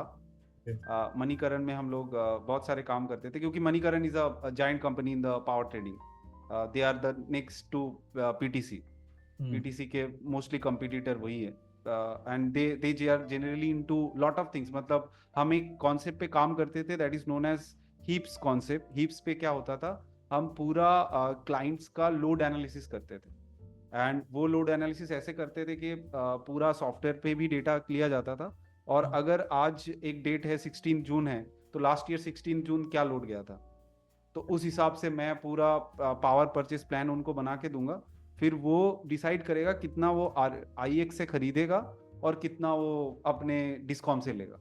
तो इससे क्लाइंट का बहुत बहुत सेविंग्स होता था। मतलब कुछ कुछ क्लाइंट्स थे हमारे ऐसे जिनका मंथली बिलिंग आता था 25 CR के करीब, तो उनको सेविंग्स चाहिए था, तो इसीलिए उन्होंने पावर ट्रेडिंग ओपन एक्सेस पे आ गए। तो that's a great thing, great journey. मतलब मैं पुराना वो जो पीछे वाला मेरा पार्ट था वो फिर रिकॉल हो रहा है, क्योंकि पावर ट्रेडिंग के बारे में डिस्कशन होता नहीं है जनरली।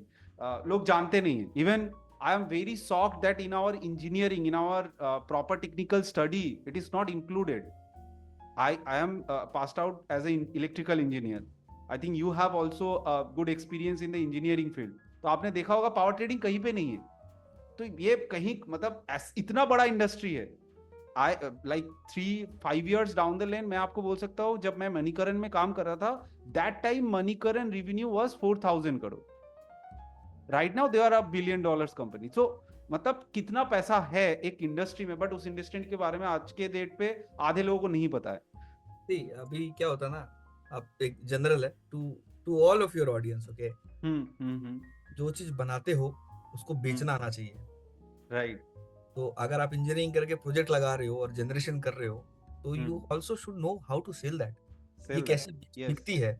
अदरवाइज क्या होगा ना कि आप अभी आप यू मस्ट भी, आपने बोला पावर ट्रेडिंग में हो, इंडिया का power and demand curve seasonal होता है। तो आईएक्स में जो रेट्स होती है वो भी सीजनली वेरी करती है, करेक्ट। तो जब सीजनली वेरी करता है तो यू शुड प्रॉपरली एनालाइज कि मेरे को इस मंथ में पावर में डिमांड है, तो मैं उस मंथ में तो ओएनडीएम का प्लानिंग नहीं करूंगा, शटडाउन का प्लान नहीं करूंगा। अगर सोलर का आप देखते हैं तो मतलब उस टाइम मैं मेंटेनेंस नहीं करूंगा, बिकॉज ये 3 महीना मेरे को पावर ट्रेडिंग में एक्सचेंज में अच्छा पैसा मिलेगा, और उस टाइम मैं अपनी क्लीनिंग साइकिल बढ़ा दूंगा, ताकि मुझे एफिशिएंसी ज्यादा मिले। तो मेरे को ये पता रहना चाहिए कब बिकता है, कैसे बिकेगा, उसी हिसाब से मैं अपनी प्लानिंग करूंगा मेंटेनेंस की। सो ओवरऑल बिजनेस का लिंक अगर आप करते हो ना, देन यू सी कि आपकी रिटर्न्स बहुत ऊपर होती है। क्योंकि हम लोग क्या करते हैं, शेड्यूल लेते हैं कि नहीं उसी टाइम, हम तो उसी टाइम बंद करेंगे। बोले नहीं, your shutdown plan your preventive maintenance plan of your operation, it should be based on your demand and your business. Right. Because preventive is in your hand, breakdown तो चलो नहीं है, that can be always planned. तो इसलिए बोला तो generate कर रहे हो उसको बेचना भी आना चाहिए. Okay, and if you when you told के I forgot one portion, I want to add one thing कि आप मणिकरण में जब थे, पावर ट्रेडिंग जब करते थे कि एफिशिएंसी जो है, ओके, योर बिजनेस एफिशिएंसी जो है वो, सॉरी, जो ग्रिड एफिशिएंसी जो है आपकी, उससे आपके आपके चार्जेस होते हैं, डीएसएम होती है. राइट. अब आपकी पेनल्टी भी उस पे है. हाँ. ओके, आपकी इंसेंटिव भी उस पे है. इंसेंटिव भी उस पे है. It's over and above of your power sale. Okay, now you should know how to play that. में आपकी क्या फ्रीक्वेंसी है, क्या आपका एक्सचेंज का प्राइस है, पीक आवर्स में क्या है, पीक नॉन पीक, ये आपको समझना पड़ेगा. अब आप ये चीज, मैं हमेशा बोलता हूँ कि इफ मेरा ओएनडम का आदमी अगर है मेरे पास, अगर मेरा ओएनडम का आदमी है तो उसको मैं जरूर बैठा के पावर ट्रेडिंग का 1-2 घंटे उसको बताता हूँ कि बॉस देख, ये लाइन कर्व है, यहाँ पे मेरे अपॉर्चुनिटी है पैसा अर्न करने की, रेवेन्यू अर्न करने की, तो इस टाइम तुम प्लान मत करो. ओके, इस टाइम आप प्लान मत करो. You plan it when my demand is less in the grid. Yes. Monsoon time when my hydropower is in full swing. Okay. जब मेरे हाइड्रो पंप करते हैं तो मेरी पीक में पावर का रिक्वायरमेंट ज्यादा नहीं होता है, because hydro is meant for settle your peak hours. So peak hours में आपको फिर डिमांड नहीं मिलेगा पैसा ज्यादा. तो your planning should be there. तो trading is always, and if you say trading is a solution provider. Basically trading is a solution provider. Yes. जिसके पास ऑप्शन नहीं है, जिसके पास कोर बिजनेस पावर नहीं है, वो पावर लगा नहीं सकता, देन ट्रेडर कम्स कि बॉस आप मेरे को 5 पैसा 10 पैसे का मार्जिन दे दीजिए, हम आपका डील करा देते हैं. आप 1.5 रुपया बचा लीजिए, मुझे 10 पैसा दे दीजिए. मुझे 10 पैसा दे दीजिए, उनको उससे फर्क नहीं पड़ेगा. Correct. So this is, it's always good. You should and no department is कोई भी department low, we call it a cross functional management system होता है.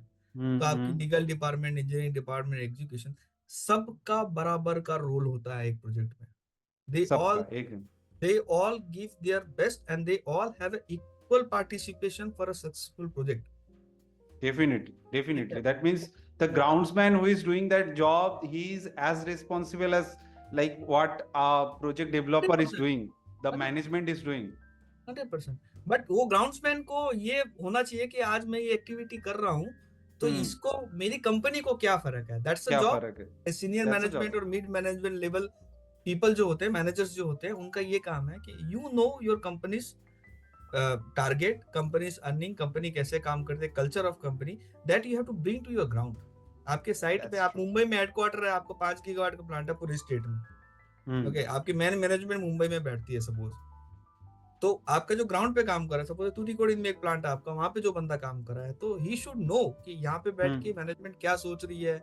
अगर मेरी एक गलती की वजह से मेरी ब्रांड में, कंपनी के ब्रांड में क्या फर्क पड़ेगा. और जब उसको ये एहसास दिलाओ कि कंपनी ग्रो करेगी तो बॉस तू भी ग्रो करेगा. ठीक है. तो ये जो सेंस ऑफ रिस्पॉन्सिबिलिटी और इंफॉर्मेशन उस तक नहीं जाएगी, ठीक है, तब तक प्रोजेक्ट आपका लंबा नहीं चलेगा. सस्टेनेबिलिटी प्रोजेक्ट में 3P कॉन्सेप्ट होता है, प्लैनेट, प्रॉफिट, पीपल.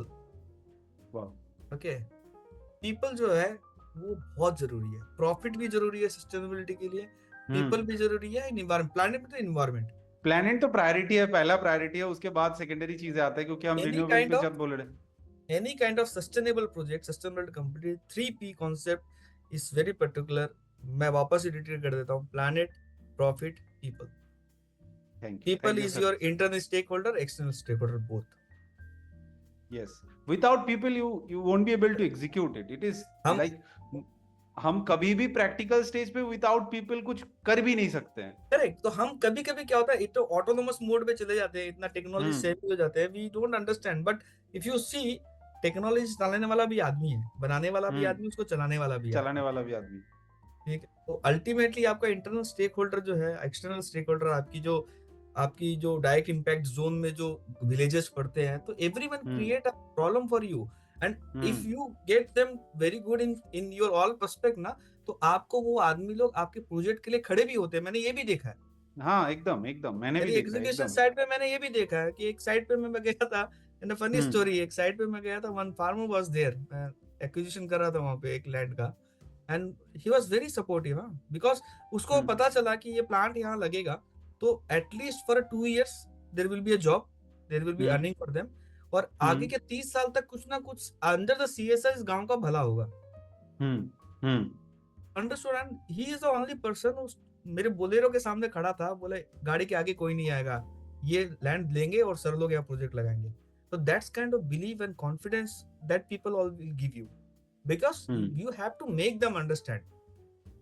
वो लीडरशिप के ऊपर ही आता है, जो लीडर अपने सामने जाके, जैसे आपने बोला कि आपने जाके वो उनसे वो कम्युनिकेशन, वो रिलेशन बिल्ड करेक्ट, किया, वो ऐसे ही आपको नहीं जाने दिया, बिकॉज आपने वो बिल्ड किया उनके साथ। तो वो जरूरी है कि people management and communication. And it's everywhere, ना, इट्स एवरीवेयर, इट्स मतलब एवरीवेयर, इट्स एवरीवेयर, या I totally utility agree, it's बोलिए, एवरीवेयर। छोटा बोलिए, बड़ा छोटा बोलिए, बोलिए हर बड़ा बंदे पे बोलिए, टेक हर होगा। जगह पे, हर जगह पे चाहिए। उसके बिना तो काम होने वाला है नहीं। हाँ, and that's the great thing sir. हम लोगों ने बहुत सारे बातें किए। आप ऑलमोस्ट हम लोग एंड पे आ चुके हैं।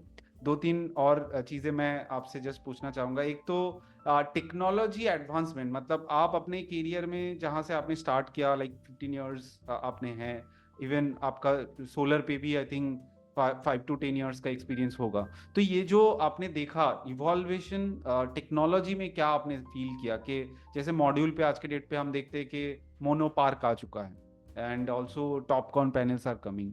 सो how the technology is evolving, and आगे आप फ्यूचर आपको क्या दिख रहा है, मतलब इसमें टेक्नोलॉजी इवॉल्वमेंट क्या प्रोजेक्ट कैपेसिटी या प्रोजेक्ट क्वांटिटी को बढ़ाएगा, या फिर एक लेवल पे जाके ऐसे स्टैग्नेंट हो जाएगा? क्योंकि आज जो लोग भी सोलर या रिन्यूएबल पे काम करना चाहते हैं, इवन मेरे साथ जो जुड़ना चाहते हैं, उनका ये सबसे पहला क्वेश्चन रहता है कि सर सोलर बंद तो नहीं हो जाएगा, आगे वाले कुछ सालों में सोलर बंद तो नहीं हो जाएगा, खत्म तो नहीं हो जाएगा?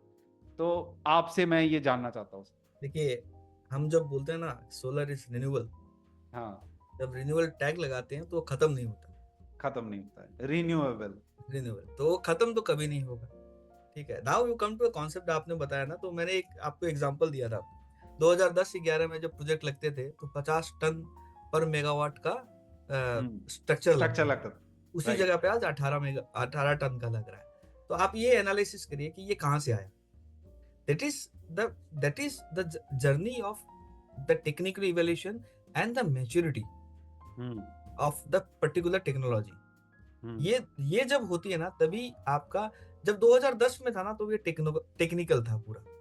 हम्म ठीक है, फिर धीरे धीरे मूव हुआ, इस बिकम टेक्नो कमर्शियल। हम्म अब आज के टाइम इस टेक्नो कमर्शियल एक एडेड हो गया फाइनेंशियल्स। हाँ। ठीक है, तो ये जर्नी इस पूरे सेगमेंट ने देखी है अपनी अभी तक। हम्म ठीक हम्म है, तो अगर आप इसको चॉइस करते हो तो मैं हमेशा बोलता हूँ कि टेक्नोलॉजी जो है वो कभी खत्म नहीं हो सकती, it will keep on revolving. Hmm अगर वो, और चेंज होना जरूरी है, यू कैनॉट बी, आप ये बोलो कि जो मैं बना रहा हूँ वही फाइनल है, तो biggest example we all know is Nokia. अपने हम्म आप को डाइवर्सिफाई नहीं किया, अपग्रेड नहीं किया, and the world number one company is gone in एक साल में, उसको पता ही एक नहीं साल चला में कब पूरा चला गया। खत्म ही हो गया, मतलब आज मार्केट कहीं। लीडर था वो। एक टाइम पे मार्केट लीडर था, lots right. Lots of things are there, जो पहले कैमरे आते थे जो रोल वाले हम्म होते थे, उन्होंने चेंज नहीं किया अपने, कंपनी है उसने अपने आप को चेंज नहीं किया। पीपल केम टू डीएसएलआर, वो चेंज नहीं किया। तो कोडेक जो था उस टाइम पे। हाँ, जो जो आपकी रिक्वायरमेंट होती है ना, कभी भी उस हम्म रिक्वायरमेंट के हिसाब से अगर आप चेंज नहीं करते हो तो आप मार्केट से आउट हो। इट्स अ बेसिक एकदम। Fundamental of business. अब रिक्वायरमेंट चेंज हो रही है तो आपको, आप पहले कितना था, 25 watt peak, 50 watt peak, 100 watt peak के मॉड्यूल पे भी 5 मेगावाट 10 मेगावाट लगते थे। लगते थे, राइट। अब आज हम 1000 वाट पीक की बात करते हैं। हाँ, आप सोचिए, इन्वॉल्वमेंट 10 साल का है, 10 10 से साल 12 में साल का में चेंज हो रहा है। It's going forward. आपकी एफिशिएंसी, आप पहले बात करते थे 12, 13, 14%, आज हम 23, 24% एफिशिएंसी की बात। 24% एफिशिएंट। ठीक है, तो that is hmm the technology, because that's the where people of manufacture they put their money in R&D department. एक कोई भी मैन्युफैक्चरिंग, इसलिए वो R&D डिपार्टमेंट पे पैसा डालता है कि they will research, come back with a new solution which is change the entire market. If that's you great, go right. For last, अभी रिसेंट आया है, बैटरी स्टोरेज का एक यूटिलिटी सेकी का बिड ओपन हुआ था 2 साल पहले, एक कंपनी ने जीता था, it's around 10 lakh rupees something में जीता था। 4 दिन पहले जो आया है वो 3.83 है। So there is something happened in between these 2 years. Yes. Okay, something happened. People को लगा ये टेक्नोलॉजी अच्छा है, तो more money came to manufacture in a high large scale. जब लार्ज स्केल में मैन्युफैक्चर हुआ तो आपकी प्राइस डाउन हुई, प्राइस डाउन हुई तो आपकी डिमांड क्रिएट होगी। नाउ एवरीवन विल गो कि चलो सोलर के साथ एक स्टोरेज लगा देते हैं। तो technology is always will evolving, only thing is that कि आपकी पैटर्न चेंज होगी and you have to be very much in the market to analyse कि क्या चेंज हो रहा है, क्या नया प्रोडक्ट आने वाला है, कैसा आने वाला है, और आपकी प्रोजेक्ट नेक्स्ट 5 साल का प्रोजेक्ट का जो डिजाइन है, जो रोड मैप है, वो टेक्नोलॉजी के साथ मूव करना है। एकदम तो आप सोलर में देखिए, आपका सिंगल एक्सिस ट्रैकर आ गए, ठीक है, that's all a part of technology ना। हाँ, आप कैसे यूटिलाइज कर सकते हैं, क्योंकि सूरज पूरे दिन आ रहा है, हम यूटिलाइज कर रहे हैं 30% ऑफ इंटायर थिंग ना, हम उसको उतना यूटिलाइज कर पा रहे हैं। तो उसको कैसे हम उसको घुमाएं, कैसे सीजनल टिल्ट करें, कैसे seasonal tilt and SAT both together करें, this all the evolving technology ना। किसी ने ये सोचा नहीं था, धीरे धीरे जब जरूरत पड़ने लगी नाउ। तो मतलब पहले तो ये स्ट्रक्चर का डिपार्टमेंट ही नहीं था, सोलर वाला स्ट्रक्चर, वो तो मतलब जबरदस्ती क्रिएट किया गया कि सोलर स्ट्रक्चर करके एक डिपार्टमेंट है, और उसके बाद कंपनियां आए और they have build lot of things. So in the same way, and sir आपने जो एक बात बताया यहाँ पे, मुझे लगता है ये सबको सुनना चाहिए, जो मेरे ऑडियंस है मैं सबको रिक्वेस्ट करूंगा, that is you have to be in the market. अगर आप अपने नॉलेज से बाहर चले गए, जो मार्केट में चल रहा है, जो टेक्नोलॉजी इवॉल्व हो रहा है, उससे बाहर अगर आप चले गए तो आपका मार्केट में रहने का वैल्यू नहीं रहा। क्योंकि अगर आपको नहीं पता है क्या रिसेंट हो रहा है, तब आप अल्टीमेटली मार्केट में नहीं हो। एंड उसी मोटिवेशन से, उसी काइंड ऑफ एक एम से हम लोग वीडियो बनाते रहते हैं। हमारा जो पर्पस रहता है दैट इज जो नया टेक्नोलॉजी है, जो नया चीजें हो रहा है, जैसे हमने बीच में पारोस्काइट के ऊपर मैंने बात किया था, फ्लोटिंग के ऊपर बात किया था, तो because my intention is to give that new thing to the to the जो एस्पायरेंट्स जो हमें ज्वाइन करना चाहते हैं, जो सोलर को ज्वाइन करना चाहते हैं। तो that is a important aspect, and learning हमेशा जरूरी है। मतलब मैं आज आपसे बहुत सारे चीजें सीखा, तो ये लर्निंग बहुत जरूरी है, क्योंकि अगर आज हम लर्निंग छोड़ देंगे तो कल शायद मुझे कोई पहचानेगा वही नहीं, क्योंकि आप इंडस्ट्री में नहीं रह पाओगे without learning. So that's a great thing sir. अब ऑलमोस्ट हम लोग एंड पे आ चुके हैं। एक चीज जो मुझे पूछना था, दैट इज आपको क्या लग रहा है कि जो रेगुलेटरीज एंड जो पॉलिसीज है आज के डेट पे इंडिया में यूटिलिटी स्केल प्रोजेक्ट के लिए, is it well good enough, या फिर जैसे कुसुम योजना के अंदर में बहुत सारे लोग प्रोजेक्ट करना चाह रहे हैं, तो ये जो पॉलिसीज क्रिएट किया गया है, ये इसका प्रोसेसेस या फिर इसका जो आउटकम है, वो क्या आपको सही लग रहा है? देखिए, रेगुलेटरी पॉलिसीज जो होती है ना, वो हमेशा डिजाइन की जाती है कंट्री की सिचुएशन और political situation and what requirement is there, what people feel, ठीक है। एंड इट्स रेगुलेटरी एक और चीज बहुत अच्छा कि इट्स मोनोपोली हटा देती है मार्केट से। मतलब whatever you want to do, it's driven by one, because why we have to understand why power is a regulated business. Okay, power regulated business इसलिए है कि इसमें कुछ भी चेंज हुआ तो सीधा कंज्यूमर, जो पुअर पीपल है, उनको हिट करेगा। एकदम करेक्ट। तो अगर मैंने ड्रास्टिकली उस पर रेगुलेट नहीं किया और किसी ने 18 रुपए में बिजली बेचना शुरू कर दिया अपने हिसाब से, तो कंज्यूमर तक जो बिजली आएगी वो तो 4 रुपए में खरीदने है। उसको अगर 4.5 रुपए भी हो जाता है ना, तो it's a problem for a normal people. Yes, it's a big problem. That's why it's regulated. हम रेगुलेटेड इसलिए बोलते हैं कि government want to control that, because इससे direct impact to the population of the country.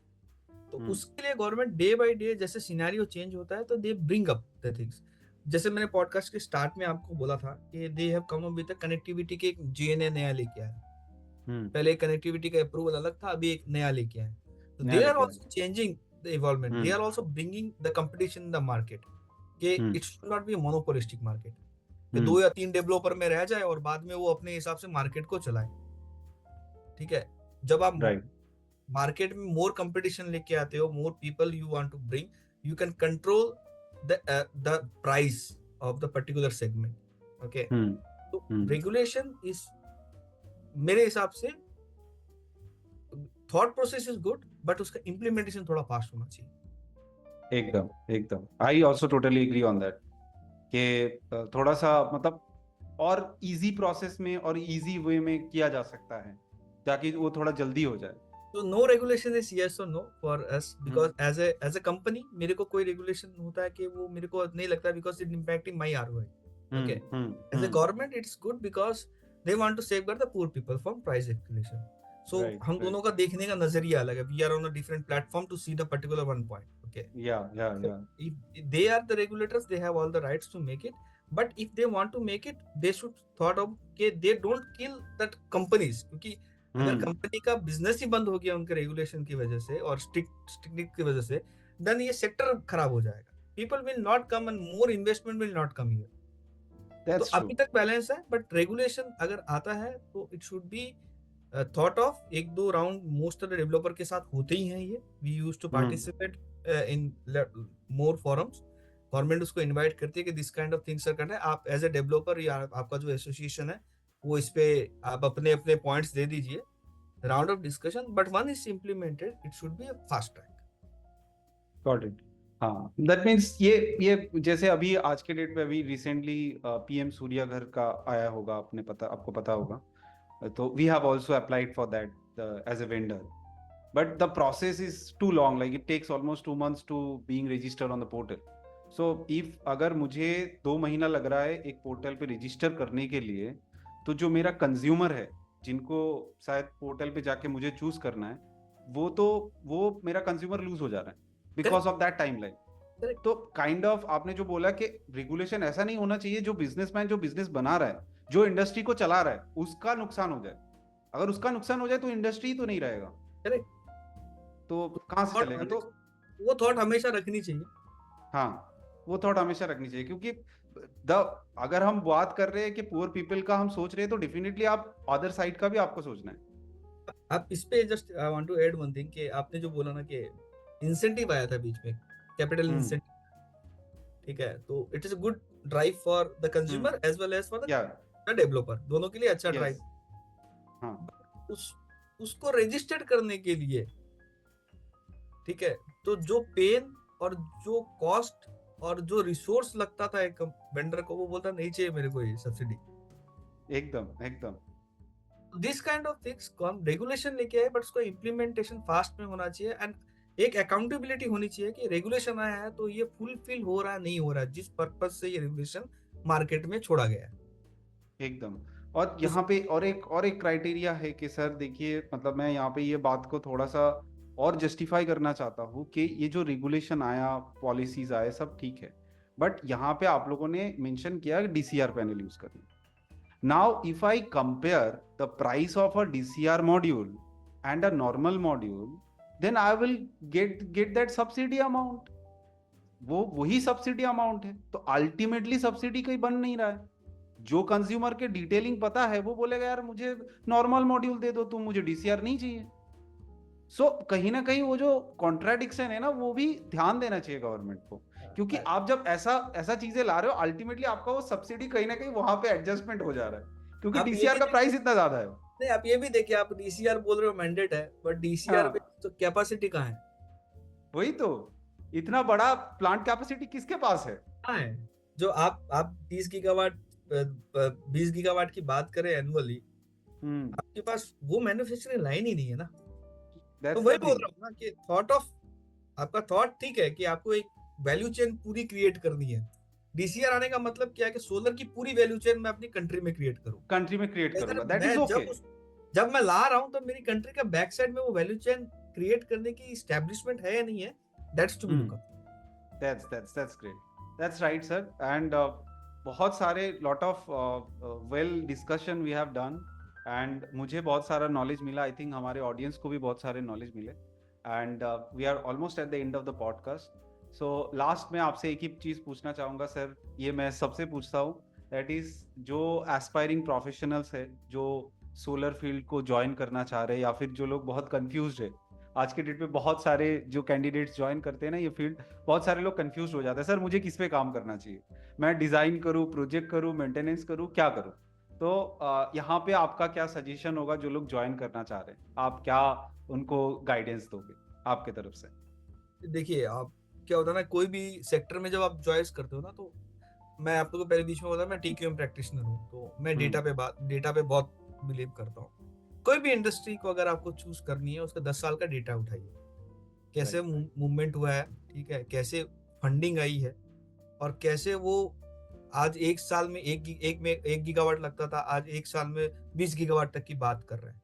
That means जो trend बन रहा है, एंड उसके आगे आज 2024 में हम हैं, 2030 तक गवर्नमेंट का क्या रिकमेंडेशन है, दैट अगर गवर्नमेंट बोल रही है कि 2030 तक मेरे को नेट जीरो होना है या फिर कार्बन न्यूट्रल होना है, that means more subsidy, more investment, more installation will come in future. तो that's one part you always, जो भी यंगस्टर है जो सोचना चाहते हैं कि हम रेन्यूएबल फील्ड में आए नहीं आए, थॉट कर रहे हैं, that is choosing the sector, कि आप वो पता करिए कि आप डेटा उठाइए 10 साल का, इट इज पब्लिकली डोमेन में, गूगल में डालिए लास्ट 10 years का solar market evaluation in India, the trend will come. Just analyze the trend. It will give you one comfort. Second comfort, now you come to which department क्या काम करना है. As I told, 17 years of experience, I worked in every department. Okay. It's likely or unlikely you have a better feel कि मैं engineering में रहूंगा. Okay, you be in engineering, do good in engineering, do best in engineering, but you should know all other departments of functionality. Okay, that thought process should be always in your mind. Third, to all of you, I told, be in market, be informative. Okay, every year try to get some knowledge, and that should be a certified knowledge. ऐसा नहीं कि आप Google में पढ़ ले, वो मजा नहीं आएगा. Is to be certified knowledge based creation. आपने बीटेक की, देन आप डिजाइन कर रहे हो, तो take 1 or 2 6 months 1 year course in design.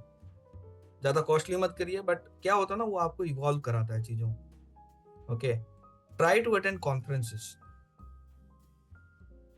बहुत इंसाइट्स मिलती है. जब मार्केट के लेजेंड्स आके बैठते हैं, जो मार्केट को गाइड करते हैं, they give their thought processes, तो that, and every end of the day, okay, be a power engineer.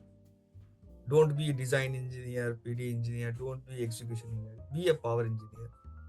जिस दिन आप ये अपने आप को बोलोगे कि मैं पावर इंजीनियर हूँ, और पावर इंजीनियर का मतलब मैं जनरेशन करूंगा और मैं उसको बेचूंगा, ये दोनों मेरे को आनी चाहिए, you will be a complete package. And going forward, जब आप अपने आप को 15 या 20 साल या 25 साल के हॉराइजन के बाद देखोगे कि एक पूरा बिजनेस चलाने के लिए आपको क्या क्या चाहिए, you all have in your belt. So when you going to take a decision, it will very much help you. That's great sir, and मुझे लगता है ये इनसाइट्स सबके लिए काम आने वाला है. और सर ने बहुत अच्छा बात बोला है कि आपको कोई भी industry, it's not about solar और renewable, you have to follow the trend. अगर आप देखोगे, आप अगर let's say rather than going for a renewable आपने थर्मल चूज किया, तो थर्मल का लास्ट 10 years का ग्रोथ देखो क्या है. इवन ग्रोथ तो आपको दिखेगा नहीं, एक्सपोनेंशियल दिखेगा चीजें, बट वही चीज मैं बोल रहा हूँ कि according to the industry and according to your interest. और डिजाइन इंजीनियर या फिर प्रोजेक्ट इंजीनियर ऐसा होता नहीं है सोलर में स्पेसिफिकली, क्योंकि सोलर में सब करना होता है. जो सर ने बोला कि अगर आप डिजाइन इंजीनियर हो, you have to prepare the design, you have to prepare the BOQ, you have to visit the site, you have to inspect the site, sometime you have to do the project manager, क्योंकि हमने ये सारा चीजें किया है. तो ऐसे processes में आप जब इन्वॉल्व रहोगे, आपको लर्निंग भी बढ़ेगा. जितना आप प्रोसेसेस में इन्वॉल्व रहोगे उतना लर्निंग बढ़ेगा. And solar is the only field जहां पे आपको तीनों मेन कोर इंजीनियरिंग का जरूरत होता है. Even not only 3, all the engineering fields are related to solar right now. We can say that civil is involved, mechanical is involved, electrical is involved, even the software part is also involved. So हर तरीके का engineering चीजें आपको यहाँ पे जरूरी होता है. And आप ऐसा नहीं है कि आपको पहले साल में आपने ज्वाइन किया किसी भी जगह पे, you will get all the financial benefits and all those stuffs. You have to be in the market. जैसे सर ने बोला कि आप अगर 10 20 25 साल तक रहते हो इंडस्ट्री में, तो 25 साल बाद आपके पास इतना कनेक्शन होगा, making money is not going to be a challenge for you. Correct. Because we are facing that, because आज के डेट पे हम जो भी बिजनेस करते हैं, आज आप भी एक कंपनी के वाइस प्रेसिडेंट रोल पे हो, आप कंपनी को पूरा काइंड ऑफ चला रहे हो, तो जो भी हम कर रहे हैं ये थ्रू आउट योर कनेक्शन, आप अपने कनेक्शंस के थ्रू कर रहे हो। इवन मैं भी आज आपके साथ जुड़ रहा हूं मेरे कनेक्शंस के थ्रू। तो it is very important your how you are into the industry, और आपने कलीग्स के साथ क्या रिलेशन बनाया, जो मुझे लगता है, क्योंकि कलीग्स ही आपको आखिर तक आगे लेके जाएगा एक इंडस्ट्री में, जो मैं बिलीव करता हूं पर्सनली, क्योंकि मेरे कलीग्स ही मेरे लिए काइंड ऑफ मेरा बिजनेस है, क्योंकि उनके थ्रू ही मेरे पास बिजनेस आने वाला है और आगे हम ग्रो भी करेंगे। सो that's the final thing. And हम, मुझे लगता है कि ऐसे सेशन हम आपके साथ और एक बार करेंगे, जहाँ पे मैं पूरा power trading, bidding, single bid, block bid, ये सब चीजों के बारे में बात करेंगे, क्योंकि हाँ, क्योंकि IX PXIL के बारे में बात करना जरूरी है, और आपके पास ये पावर ट्रेडिंग का नॉलेज है तो हम उसको यूटिलाइज करेंगे। And this is the first stage. Next stage पे हम कोई एक बड़ा प्रोजेक्ट का केस स्टडी भी बात कर सकते हैं। सो मेनी थैंक्स सर, आपने अपना टाइम दिया हमें, और आज हम लोगों ने बहुत सारे लर्निंग लिया। एंड मैं चाहूँगा आप ऑडियंस, आप अपना व्यू बताइए कि आपको कैसा लगा, और आपका कोई स्पेसिफिक क्वेश्चन है जो आप चाहते हो कि आपको जानना है यूटिलिटी स्केल प्रोजेक्ट के बारे में, आप जरूर कमेंट पे डालिए। हम सर के साथ मैं मिलके आपको जरूर आंसर देने का कोशिश करूँ। So that's all. Thank you, Ameya. Thank you It was nice everyone for talking to joining you, us. and Thank you sir. wish you very success to all of your viewers. Thank you sir. Thank you.